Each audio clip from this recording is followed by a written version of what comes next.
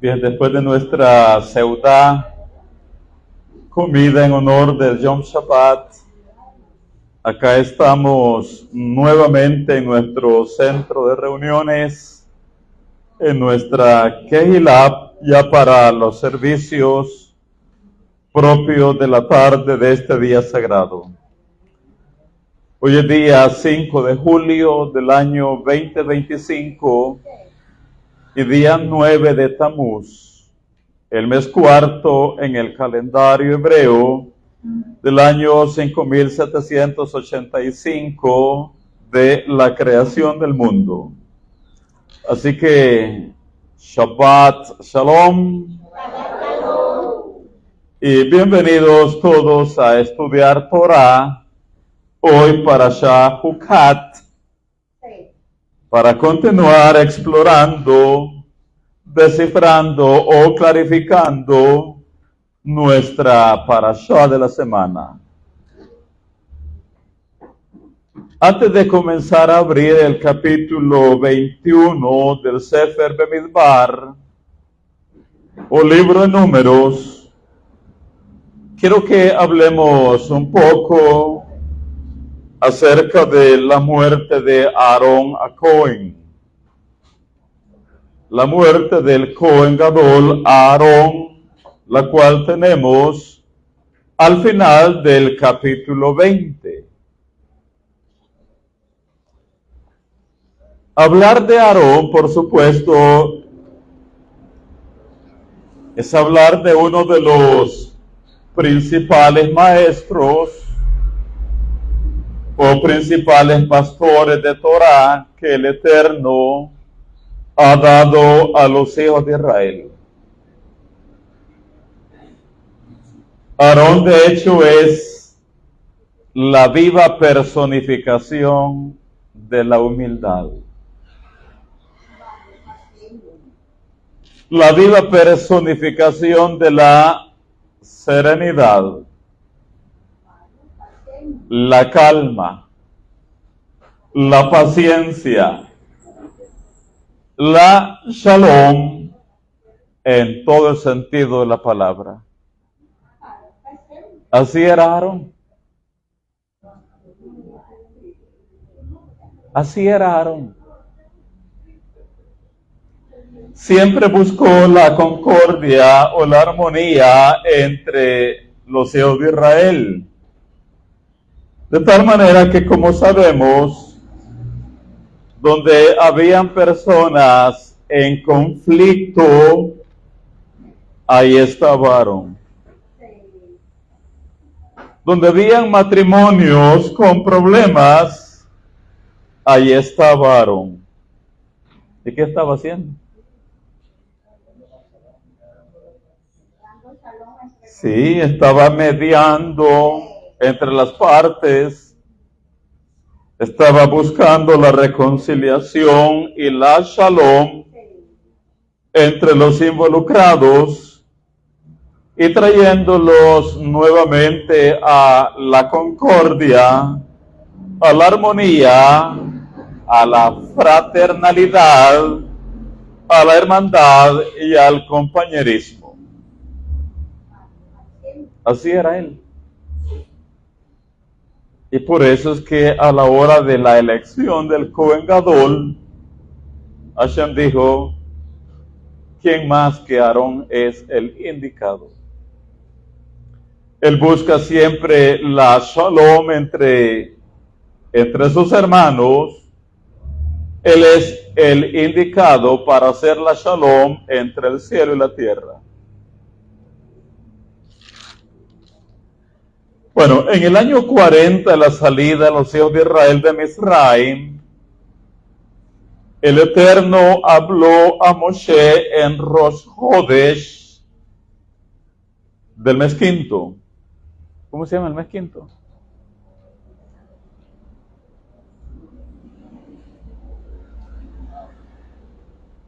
El mes de Av. Les recuerdo que el mes primero es Nisan, el segundo es Iyar, el tercero es Sivan, el cuarto es Tamuz, el quinto es Av, el sexto es Elul, el séptimo es Tishri, el octavo es Heshvan, el noveno es Kislev, el décimo es Tevet, el onceavo es Shevat y el duodécimo es Adar. ¿Qué no estoy viendo ahí?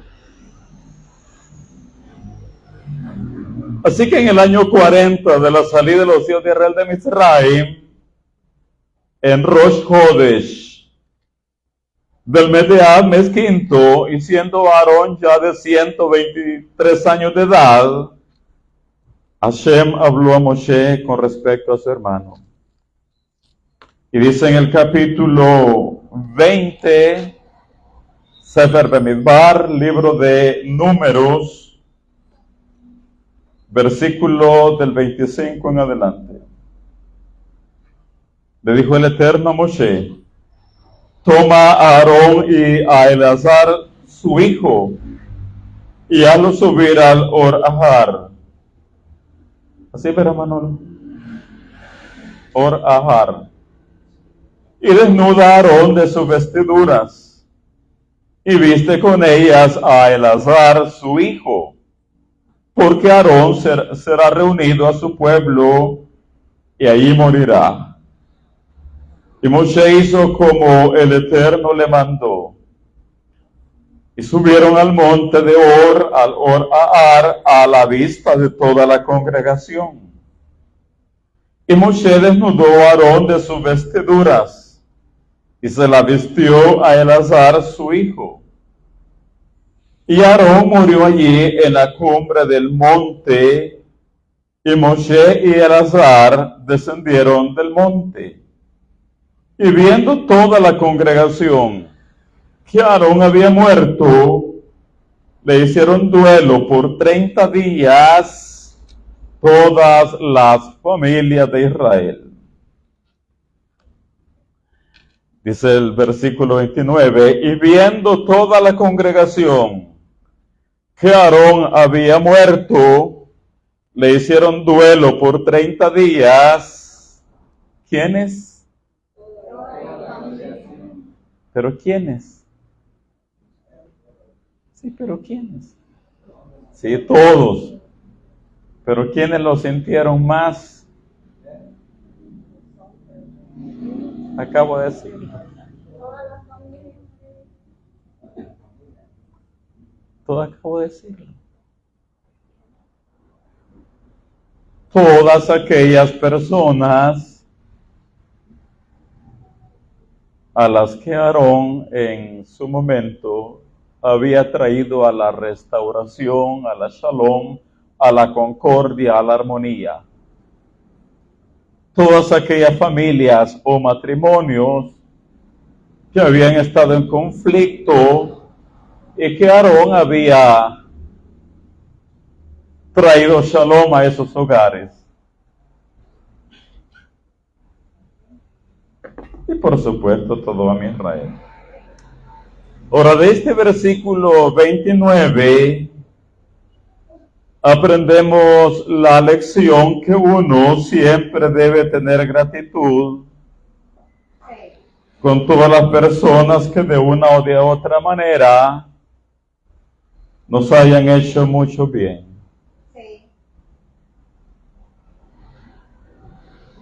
Tanto en el pasado como en el presente. Sí.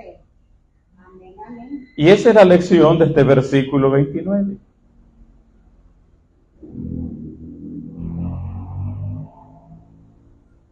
Uno siempre debe tener gratitud. ¿Con quiénes? Sí, con todos aquellos, con todas las personas que de una o de otra manera nos hayan hecho mucho bien, ya sea en el pasado como en el presente. Y nunca debemos recordar o ver lo negativo en ellos. Sí.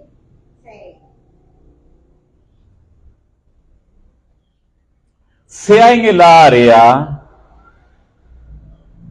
en que hayan sido benefactores para nosotros, Guardemos gratitud en nuestros corazones hacia ellos. Amén, amén. Sí. Es lo justo. Es lo correcto. ¿O no, Blanca Estela? Sí.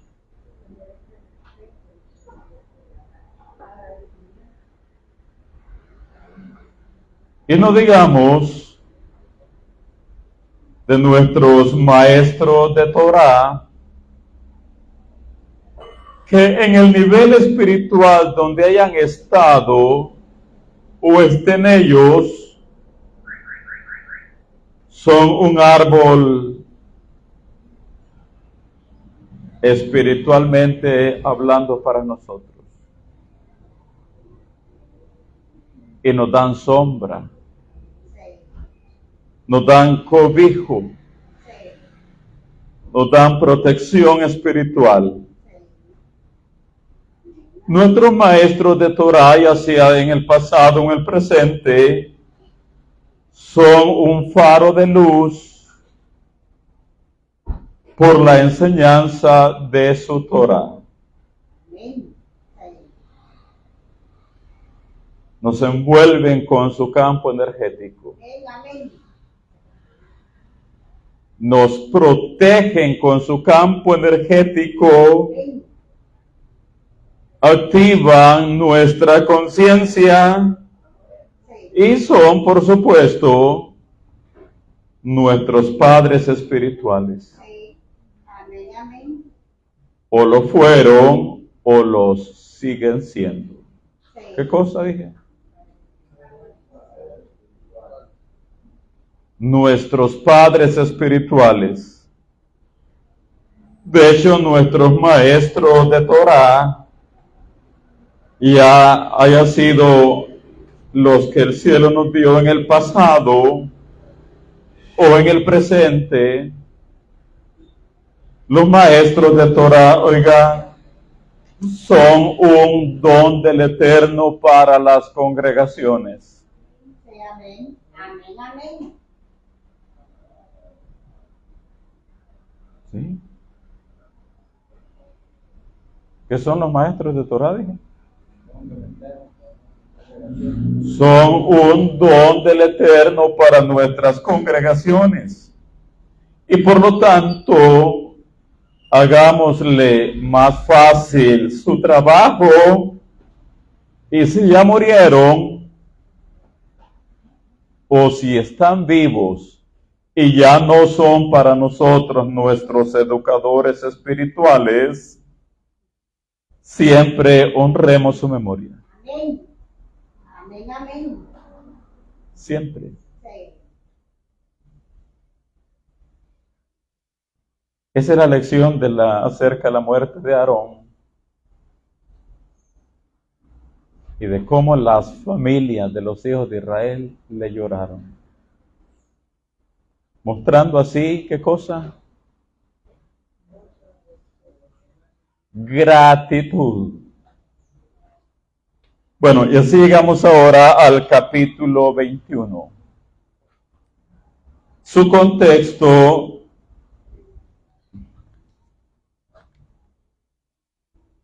es lo que sucedió después de la muerte de Aarón. ¿Y qué es lo que sucedió?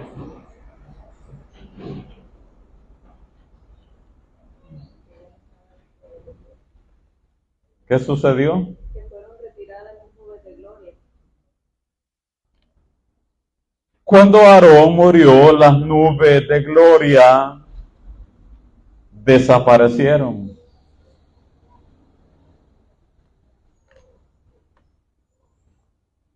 La Torá nos habla abundantemente acerca de los 40 años en el desierto en que la nube acompañó a nuestros ancestros durante 40 años.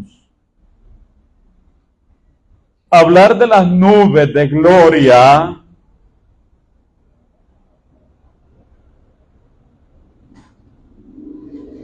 Bueno, no son como las nubes que nosotros vemos en el cielo. Este es otro tipo de nube. ¿Qué eran estas nubes, Manolo?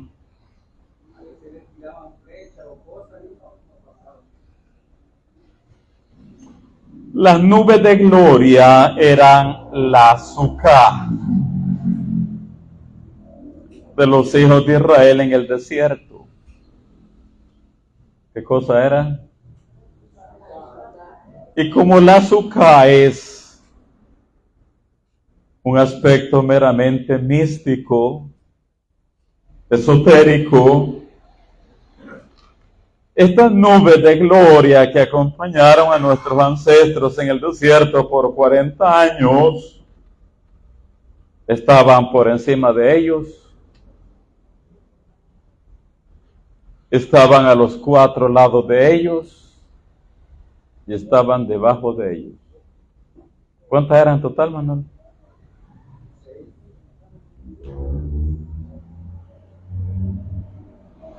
Mira bien, nubes. Estaba la nube sobre, arriba, encima de ellos,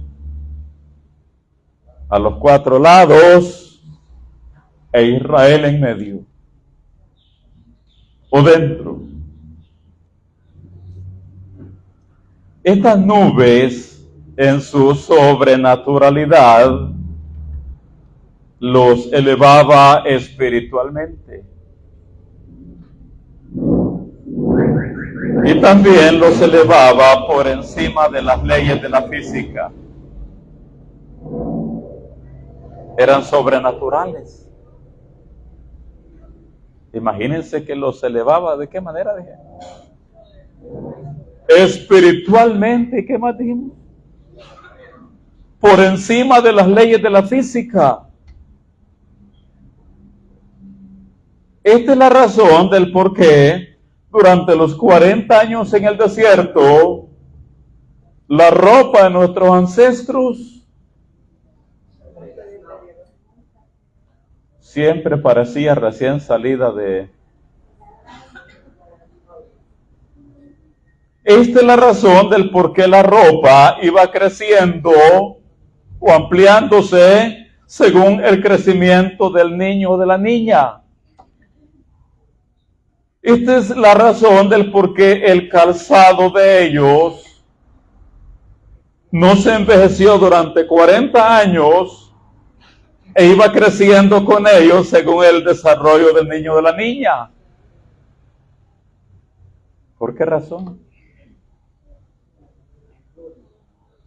Las nubes de gloria. Por eso digo, los elevaba espiritualmente y los elevaba por encima de las leyes de la física. Agreguemos a esto que les daban protección contra el calor y el frío. Si había mucho calor, el cielo, ¿qué hacía con las nubes?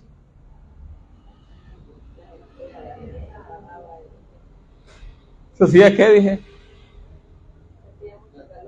Se hacía calor. El cielo le subía, le bajaba a manera de poner el ambiente fresco, heladito como en aire acondicionado. Y si estaba demasiado frío, el cielo se encargaba que las nubes que entrara la calefacción. Y así estuvieron nuestros ancestros durante 40 años en el desierto.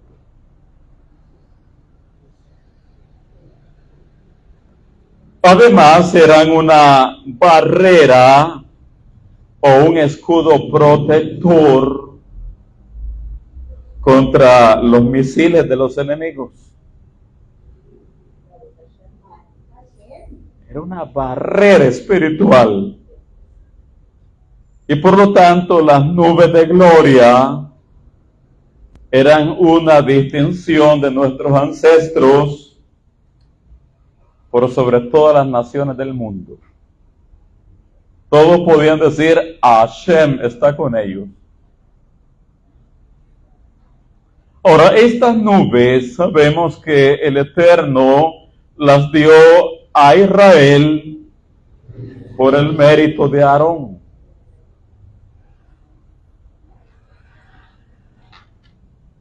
Se las regaló, se las dio el Eterno al pueblo por el mérito de Aarón. Pero hoy Aarón acaba de morir. Y por lo tanto, las nubes desaparecieron. Es lo que decíamos por la mañana, que cuando un tzadik o una tzadeket muere, el mérito ya no nos asiste más. Y quedamos desprotegidos o en un vacío espiritual. Y decíamos por la mañana, cuando murió Miriam, si por el mérito de ella Hashem había dado el manantial, a la muerte de ella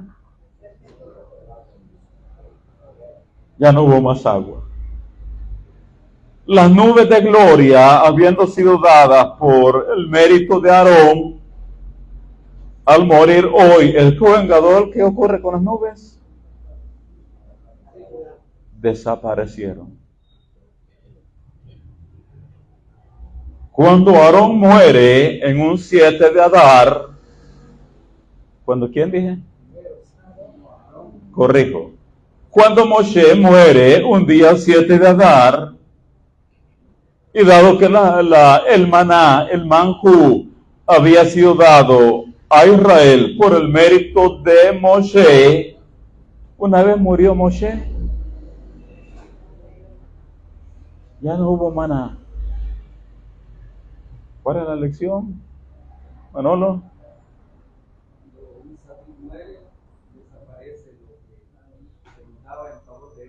Sí.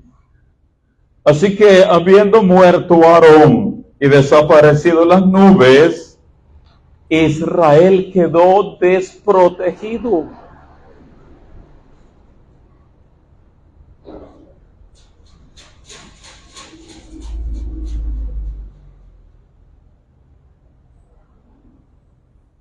La cobertura espiritual, la barrera, el escudo protector y todo lo demás. Bueno, esto llegó a oídos del rey cananeo, enemigo de Israel. ¿Qué oyó el rey cananeo?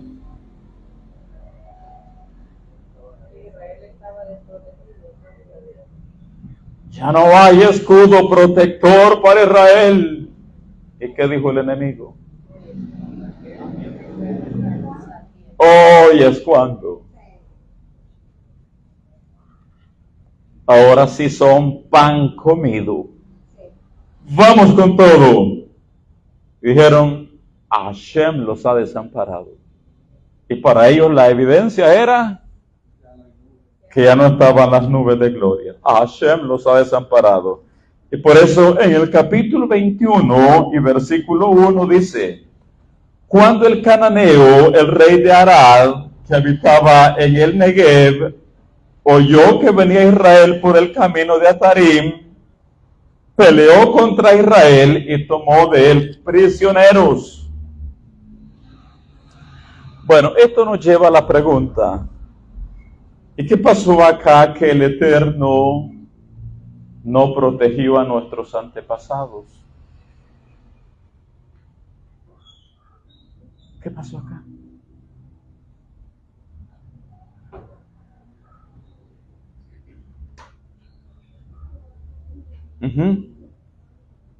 Sí, atacó a nuestro pueblo. Al punto que logró tomar un prisionero, ¿verdad? Uno o una, no recuerdo. Bien, una mujer prisionera de guerra. La pregunta es, ¿y qué pasó acá que el Eterno no protegió a nuestros antepasados? Sí, por un lado, es que estaban espiritualmente desprotegidos a causa de ¿qué?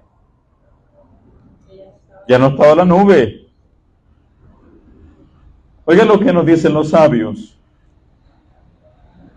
Cuando quiera que un sadik muere en el mundo, el mal sigue.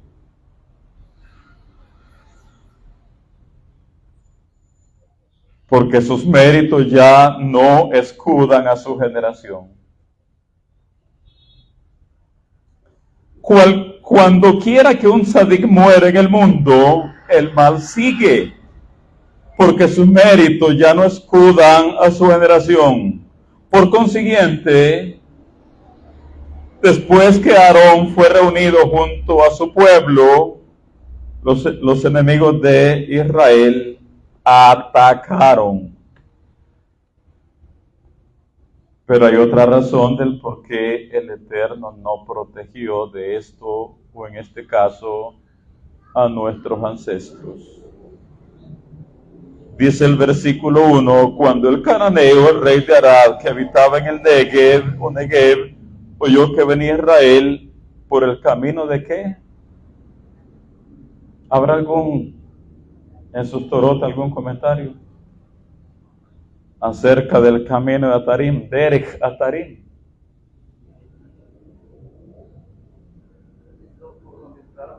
Ahí está.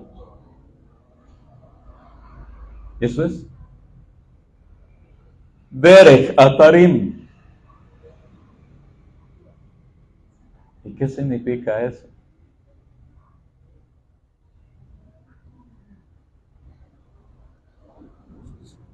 Si es la ruta que tomaron los Meraglim, los 12.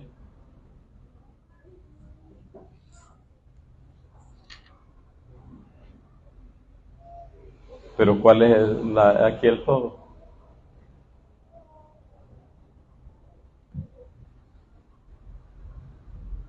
Hay tantas. Perdón. Está bien. Era una factura espiritual pendiente.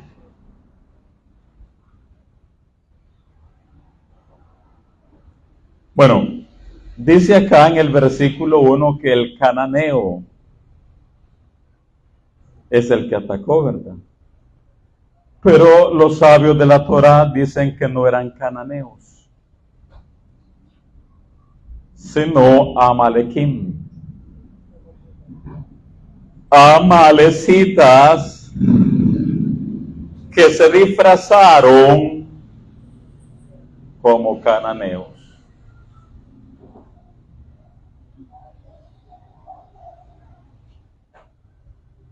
Y se disfrazaron para confundir a Israel. ¿Eran qué, dije? Amalequim o amalecitas. Y óigame, se pusieron ropajes de cananeos.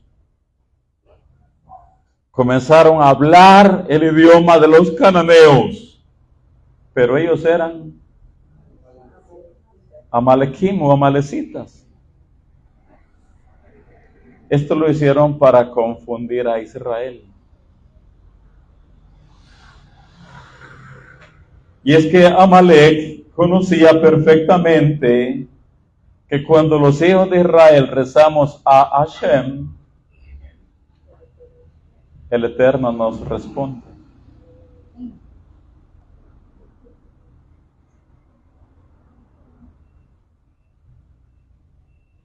¿Sí?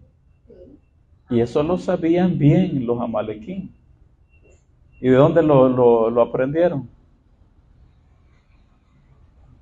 Cuando los amalequim atacaron a los hijos de Israel y Moshe subió al monte a levantar manos, a orar al cielo, y Joshua salió a la batalla.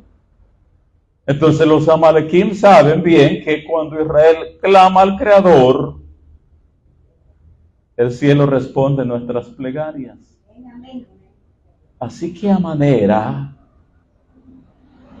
manera de que no les escuchara el cielo a nuestros ancestros, se disfrazaron y hablaban como cananeos.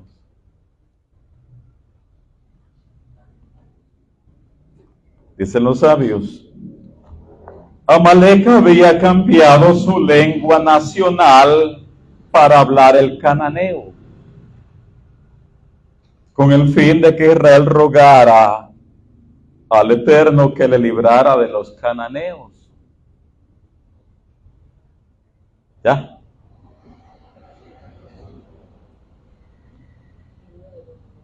Sí, no de los amalequim. ¿Me entendieron todos? Si no se quedaron. Amalek había cambiado su lengua nacional para hablar el idioma de los cananeos, con el fin de que Israel rogara al Eterno que le librara de los cananeos. Se lo digo más fácil. Juan Pérez viene a atacarle a usted, Hazbe Shalom, pero se disfraza con otro nombre. Y usted viene y le dice al Eterno, Eterno, guárdame de Juan Pérez. Pero no es Juan Pérez. Se disfrazó de, pero no es.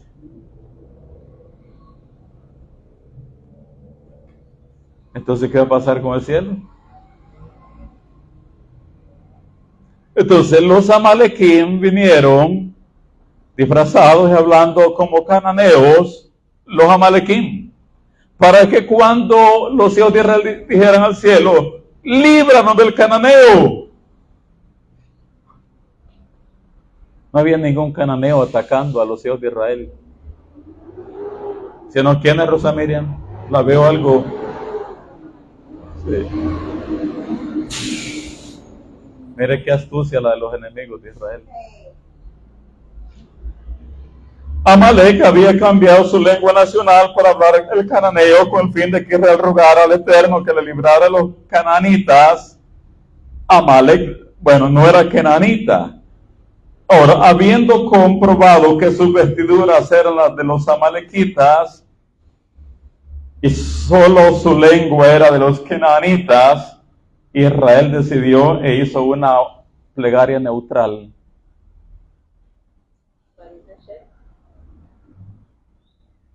Sí. Vamos a hacer una oración neutral, dijeron, como está dicho. Si dejas a este pueblo en mi poder, no importa quién sea. Si dejas a este pueblo en mi poder, los amalequitas estaban convencidos de la eficacia de la oración de los israelitas después de haber sentido su efecto luego de su primera agresión.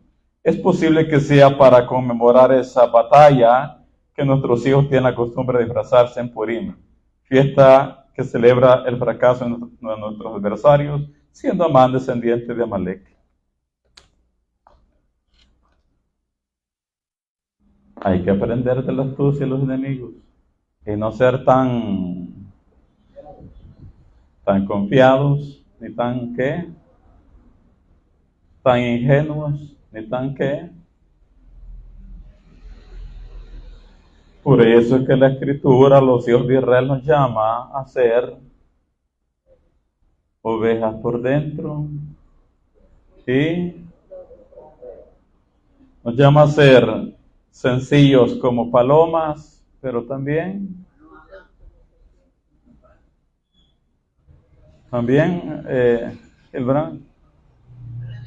astutos como serpientes, porque vean los enemigos.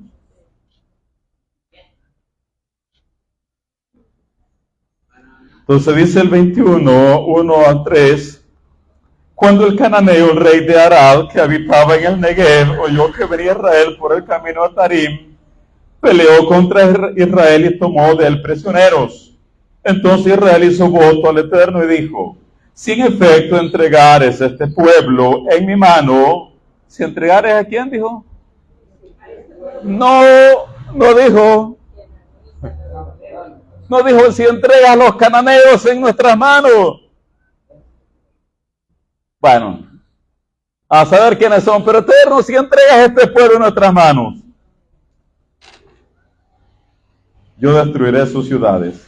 Y el Eterno escuchó su voz, y el Eterno escuchó la voz de Israel, y entregó al cananeo, y los destruyó a ellos y a sus ciudades.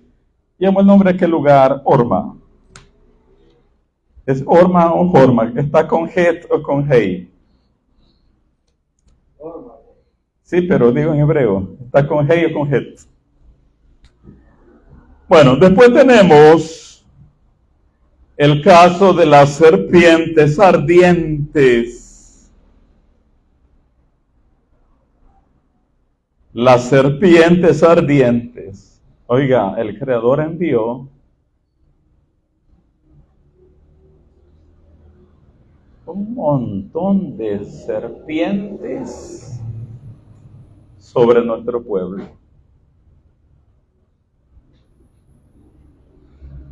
¿Y por qué las envió contra nuestro pueblo? ¿Por qué? Porque murmuraron contra el Eterno, murmuraron contra Moshe, murmuraron contra el maná.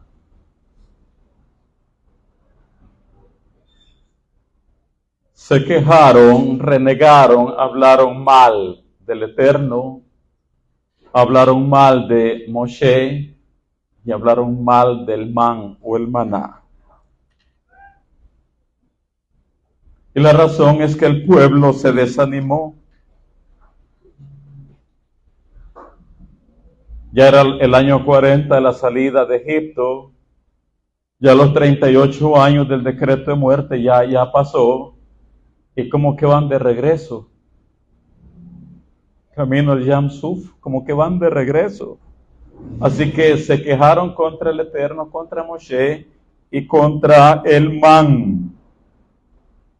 Y por eso el Eterno envió serpientes abrasadoras, serpientes ardientes.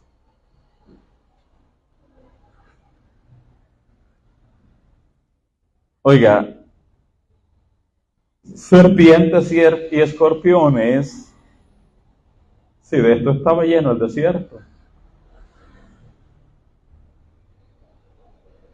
En el Sefer de Barim dice: quien te condujo por un desierto lleno de serpientes y escorpiones. Entonces, ¿cómo estaba el desierto? Lleno de serpientes y escorpiones. Ahora, los sabios nos dicen que habían serpientes tan gruesas como las vigas. En las ciudades casi no se conocen las vigas, porque casi todo es estructura metálica, ¿verdad, Salvador?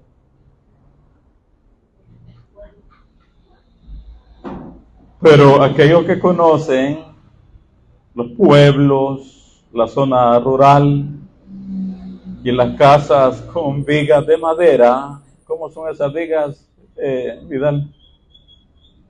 Mira el grosor que está. Y de largo. Y de largo.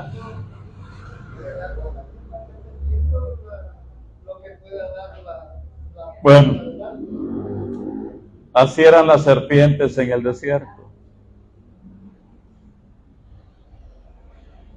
Y los escorpiones eran tan largos como los arcos.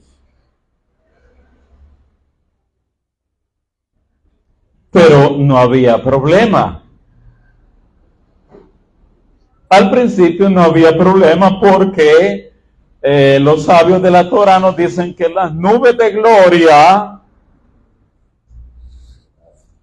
iban chamuscando, quemando a todas las serpientes y escorpiones en el desierto, a la medida que Israel avanzaba. No había ningún problema. Pero hoy no están las nubes. La pregunta es: ¿y por qué el Eterno les envió estas serpientes? ¿Y por qué se les llama ardientes? A la primera pregunta, ya dije, se las envió por Lashon Hara contra el Eterno, Lashon Hara contra Moshe y Lashon Hara contra el man o el manjú o el maná. Pero ¿por qué se le llama ardientes? Manolo.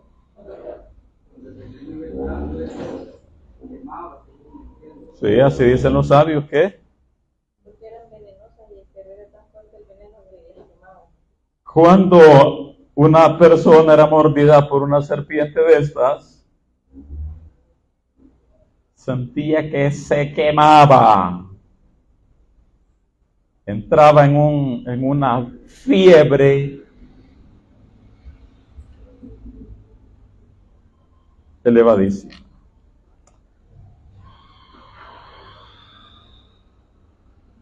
Oiga, la queja contra el maná fue Lashon Hara. Lashon Hara o lengua mala no solo es contra las personas. Lashon Hara no es solamente contra la tierra de Israel, como vimos en la parashá Shelach Lecha. Lashon Hara es renegar o murmurar o estar inconforme con tu comida, con tu vestimenta, con tu casa, con la colonia, el barrio donde vives, con el trabajo que el cielo te ha dado. Si tú hablas mal de tu ropa, de tu casa, de tu comida, de tu colonia, a eso se le llama también cuando lo que debiéramos de tener es gratitud.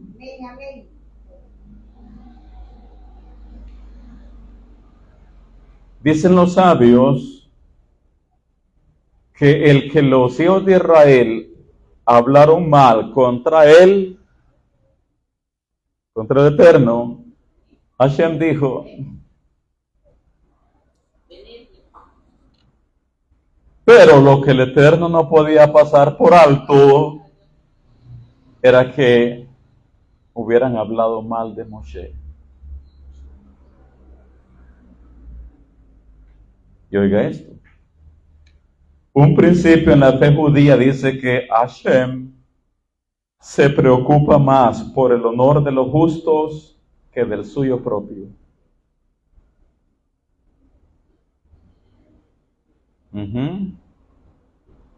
Es un principio en la fe judía. Hashem se preocupa más por el honor de los justos que del suyo propio. Por eso dije que el que hayan hablado mal del Eterno, Hashem dijo, pero ¿qué no podía pasar por alto?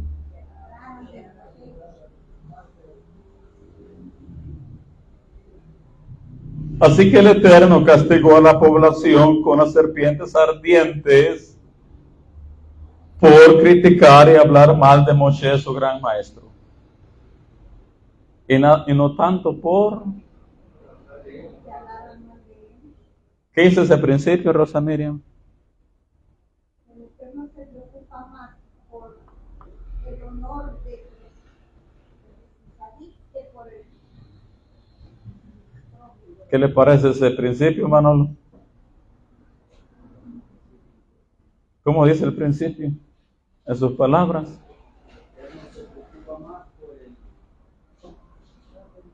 Por el honor. Sí. ¿Cómo dice ese principio?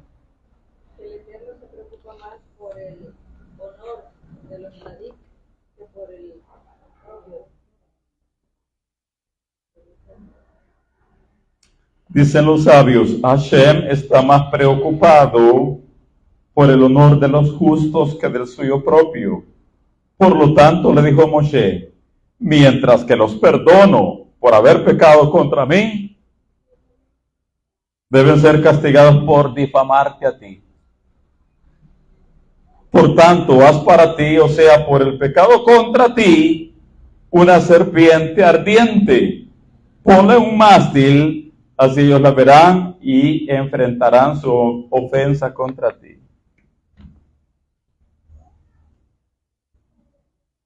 Bueno, esto de la serpiente de cobre tiene tantísimas aristas de enseñanzas. Tantísimas. De hecho, dicen los sabios, el propósito de ponerla sobre un mástil fue, cuando el pueblo miraba hacia arriba, sometían sus corazones a su Padre en el cielo, eran perdonados y quedaban con vida. Oiga esto, cualquiera, incluyendo una persona enferma terminal de otra enfermedad, que era mordida y luego miraba a la serpiente de cobre, era sanada de todas sus enfermedades y quedaba viva. Para ella ser mordida por la serpiente era verdaderamente un suceso que traía alegría. ¿Por qué?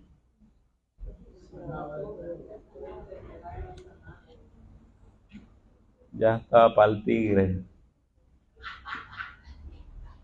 Pero de aquí que, por eso digo, imagínense, Moshe hizo la serpiente de cobre, la puso en un mástil, en un asta. Ahora, la persona que era mordida por la serpiente, ¿qué tenía que hacer? Era verla, mirarla, y al instante esa persona era curada. ¿Qué saben de esto ustedes? Porque hay tanto que hablar. Por eso les digo, ¿qué saben ustedes?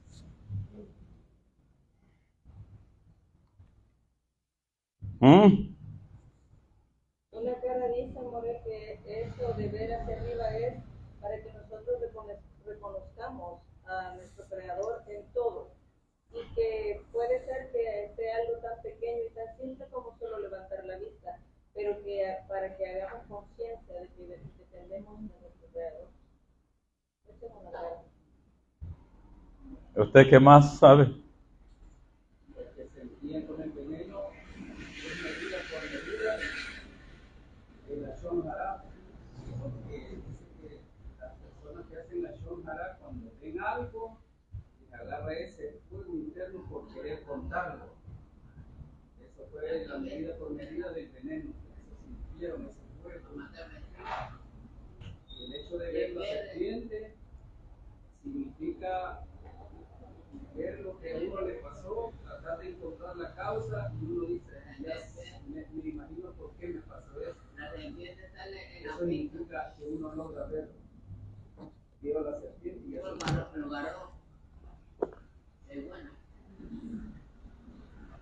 Dije, hay muchas enseñanzas sobre esto. Oiga una. Cuando alguien era mordido por una serpiente, al mirar hacia la serpiente de cobre, levantaba su vista al cielo. ¿Hacia dónde la elevaba? Se acordaba de que todo lo que le sucede a la persona es por designio divino. En esa conciencia entraba. Y de este modo se arrepentía sinceramente y se curaba. Veía para arriba. ¿Hacia dónde veía? Al cielo. Mirar al cielo, al mirar al cielo, al mirar hacia la serpiente de cobre, levantaba su vista al cielo.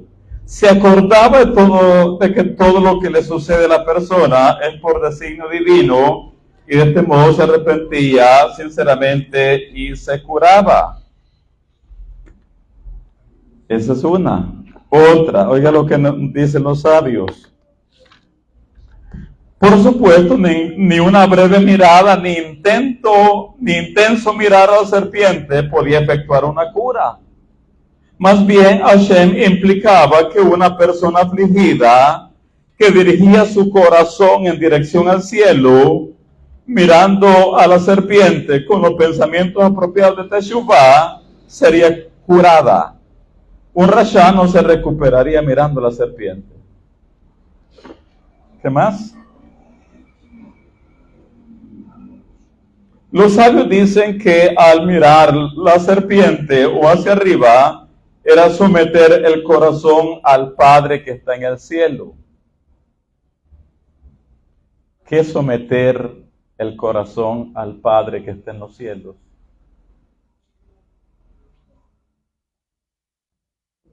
Es someterlo a la Torá, a las santas instrucciones. Y por eso es que en las Nuevas Escrituras hallamos el caso, y así como Moshe levantó la serpiente en el desierto, así es necesario que el Hijo del Hombre sea levantado para que todo aquel que en él cree no se pierda. Pero eso merece que se profundice.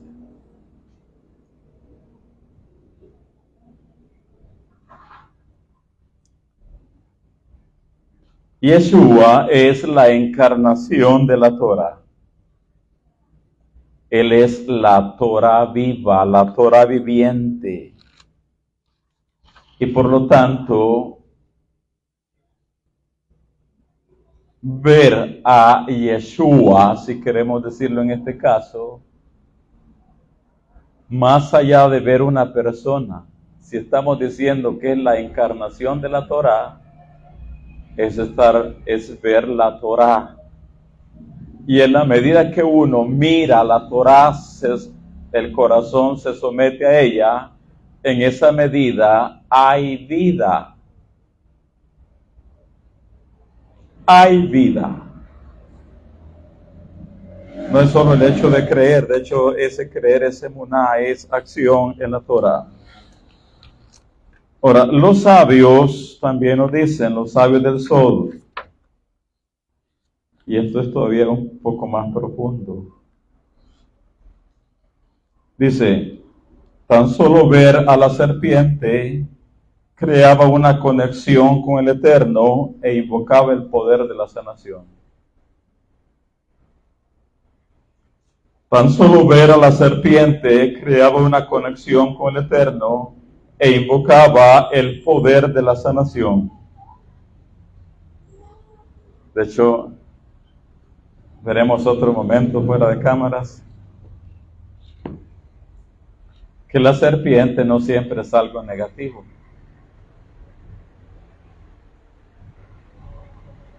¿Qué es lo que dije?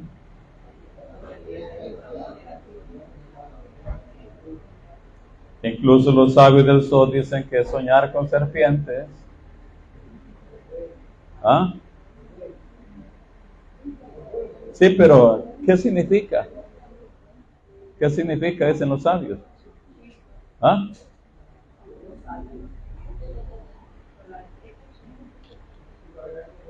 ¿Ah? Sí. Sí, los sabios del sol dicen que soñar con serpientes, riqueza. Riqueza, riqueza, riqueza.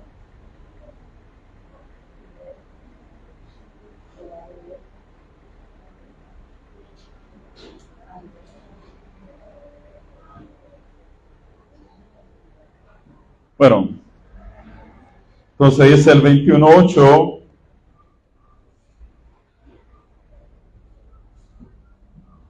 ¿Qué pasó ahí? ¿Ah?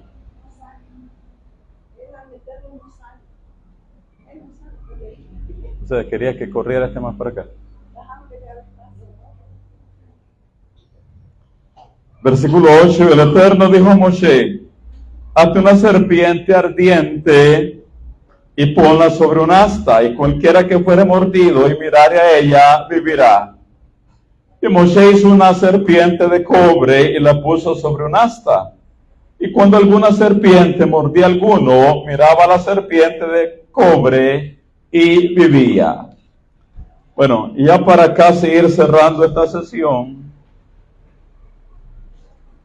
los hijos de Israel en su avance hacia la tierra prometida, a su paso, como sabemos, iban conquistando gigantes y a sus ejércitos sumamente poderosos.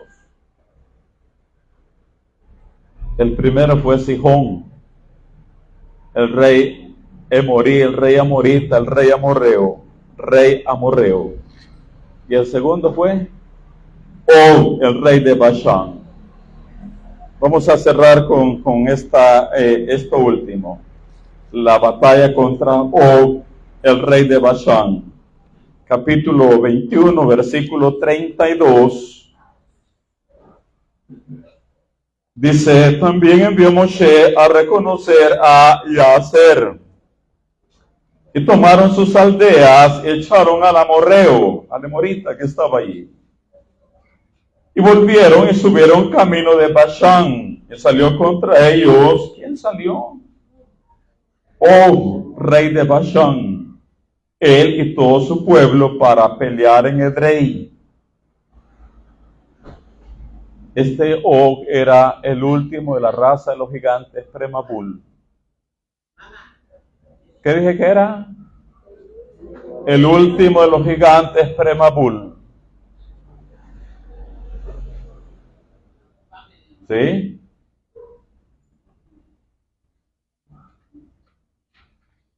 El último de los gigantes Premabul. Ya sobrepasaba los 500 años de edad.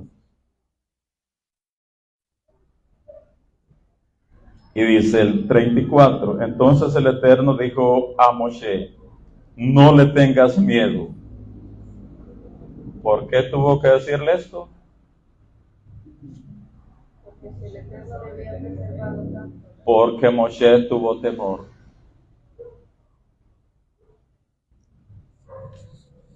Moshe tuvo temor de Og. Pero aclaremos, no porque era gigante. No porque era gigante. No porque en fuerza física le podría superar. No. Moshe tenía temor de Og, el rey de Bashán, el gigante, porque en la conciencia elevada de Moshe Rabenu sabía que si este Og existió desde antes del diluvio y está vivo hasta hoy, es porque algún gran mérito le asiste.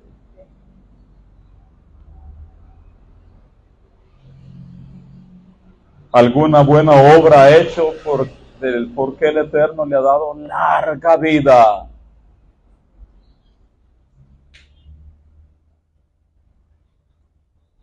Y otra razón del por qué Moshe tenía temor de Og es que Og tenía Brit Mila, tenía circuncisión. Og era circuncidado.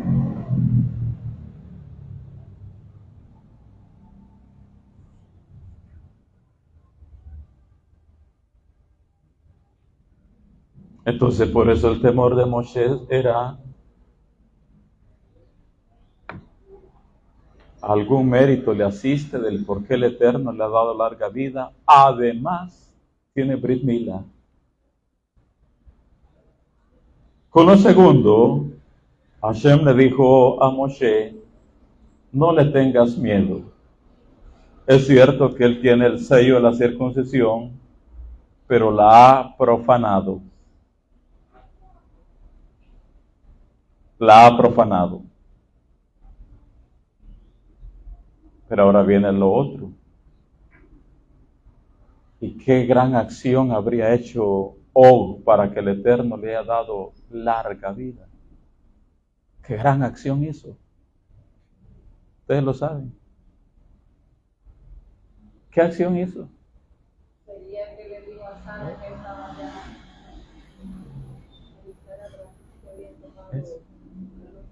Es el todo. Y que las intenciones, como hemos dicho en otros momentos, ni eran correctas.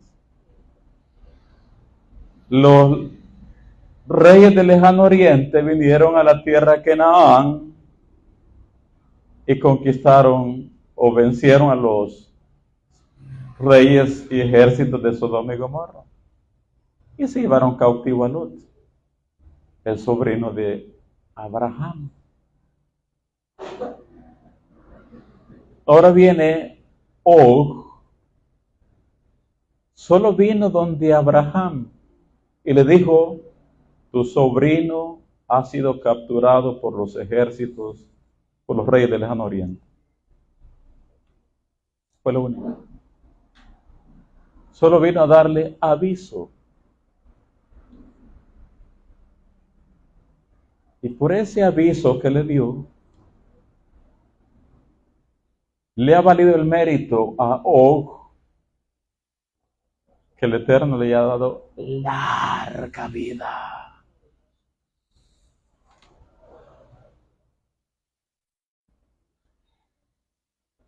¿Cuál es la lección ahí?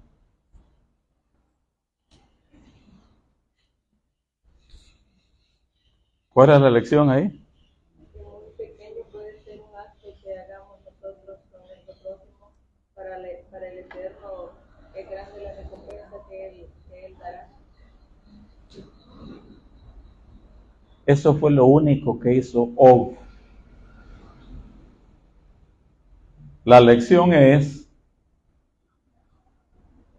por más pequeña que sea la acción que nosotros hagamos, en los pilares de la fe, en los rezos, en el estudio de la Torá, en Tzedaká,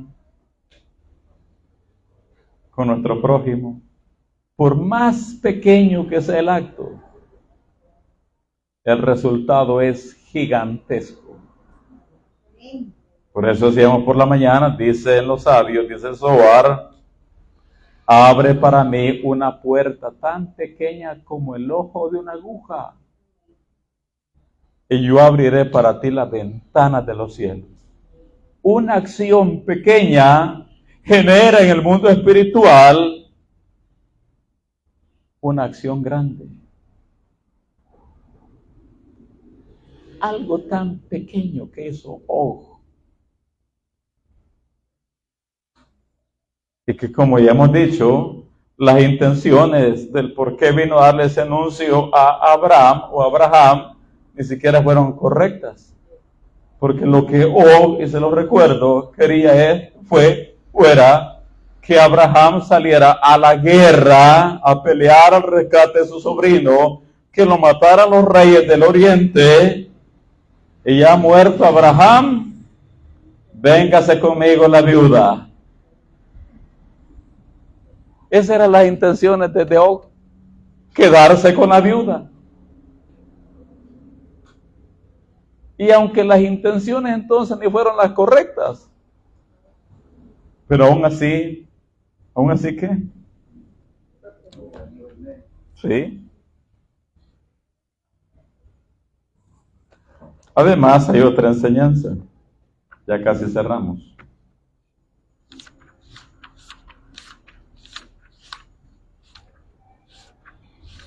Dicen los sabios: los israelitas emprendieron una batalla con el rey Og de Bashán. El rey era una persona muy negativa, pero él logró sobrevivir al diluvio al hacer una acción muy positiva. Decirle a Abraham que su sobrino había sido capturado. El Eterno le aseguró a Moshe la victoria sobre Og, pero Moshe estaba impresionado porque una sola acción positiva del rey Og pudiera contrarrestar toda su negatividad. Oiga esta otra enseñanza. Una acción positiva pudiera contrarrestar toda su negatividad. Esto nos demuestra cuán importantes son nuestras acciones positivas. puede tomar tan solo una acción positiva muy poderosa para eliminar muchas acciones negativas.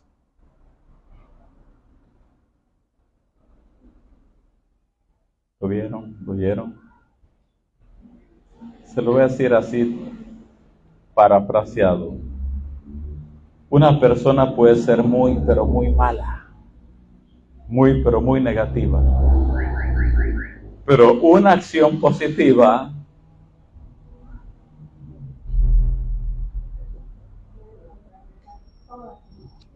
sí. Sí.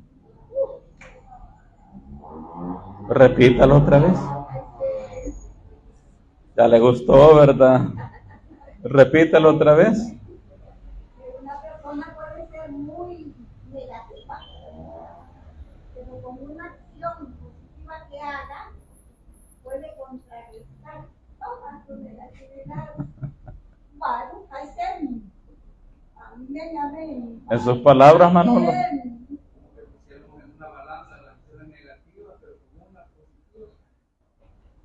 Pareciera que una acción positiva hace un tzadik a un rasha.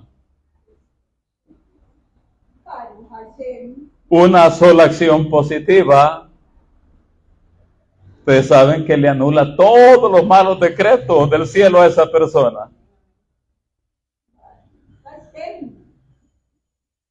Así que Moshe estaba impresionado porque una sola acción positiva, el rey Og, pudiera contrarrestar toda su negatividad. Dicen los sabios, esto nos demuestra cuán importantes son nuestras acciones positivas. Puede tomar tan solo una acción positiva muy poderosa para eliminar muchas acciones negativas. Así que si usted se siente que ha hecho de lo peor, hágate shuvah y haga buenas acciones.